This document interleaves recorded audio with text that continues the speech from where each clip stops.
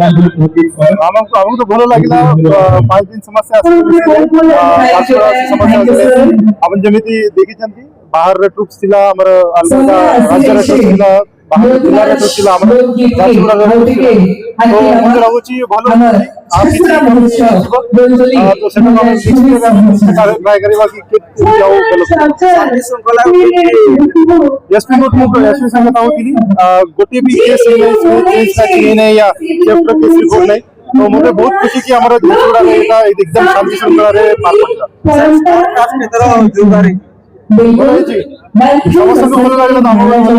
समस्त खुशी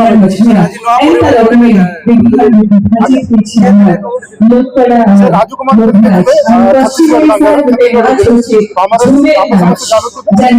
जो हमें इनिशिएटिव स्टार्ट करेंगे से अंडर हमें जो माने ओल्ड होम रे हमरा मेंटली चैलेंज जो अलग अलग राज्य तो हमें ट्रीटमेंट देला पर हमें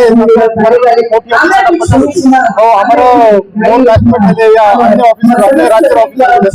तांको कांटेक्ट करी कि तांको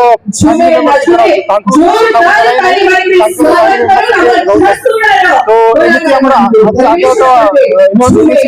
तो हमको बहुत खुशी लागला कि एटा झारसुगुड़ा